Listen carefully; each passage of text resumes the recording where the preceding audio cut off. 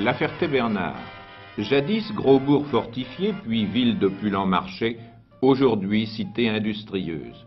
L'Huisne s'y sépare en plusieurs bras que la ville en sert pour en faire ses canaux qui lui valent son titre de Venise de l'Ouest, s'enorgueille comme Bruges à celui d'être la Venise des Flandres. Comme elle s'enorgueillit de posséder avec l'église Notre-Dame des Marais le plus beau des édifices religieux du diocèse du Mans après la cathédrale, et qui fut élevé au XVe siècle dans le temps même où le plus illustre de ses fils, Jean Tixier, dit Jean de Beauce, élevait le clocher neuf de la cathédrale de Chartres.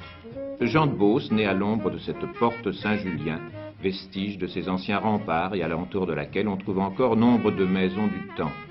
Comme elle s'enorgueillit de la flambée de jeunesse dont témoignent des quartiers neufs, la piscine, le parc des sports, et de cette poussée de sang nouveau qui a revigoré ses industries traditionnelles et en a fait surgir de nouvelles.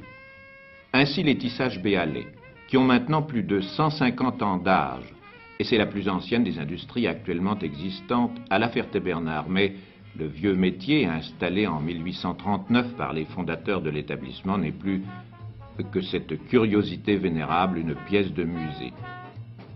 Et les machines les plus modernes ont pris la relève. Cependant, la matière première est toujours la même.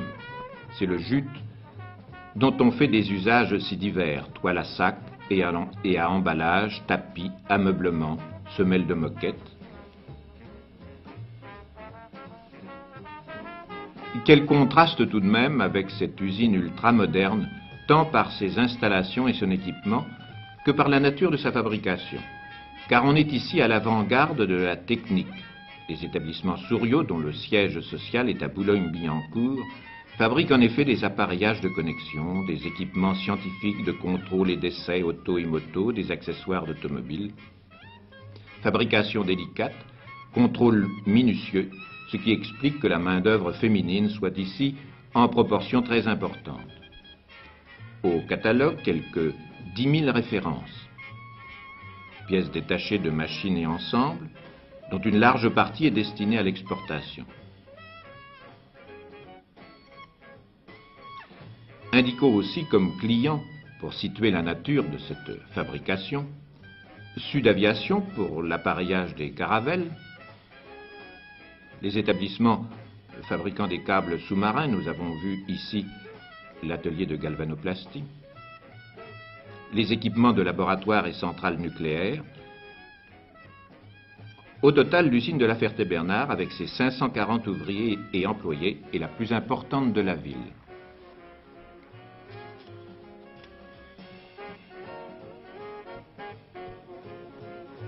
Dans cette région d'élevage, le lait est une matière première abondante. Est-il nécessaire de le souligner? Il était donc logique que se crée une industrie de transformation répondant à cette offre, et c'est la laiterie CLD. Produit fini, essentiellement le lait en poudre et la caséine. On notera au passage que pour une cité de moyenne importance comme la Ferté-Bernard, la diversité des activités industrielles constitue un gage de sécurité pour la main-d'œuvre non spécialisée, qui demeure malheureusement la plus nombreuse. En voici précisément un autre exemple, avec les établissements Marbel. On fabrique ici des meubles, mais on s'y est spécialisé dans la production en grande série des meubles revêtus de plaquage en polyester.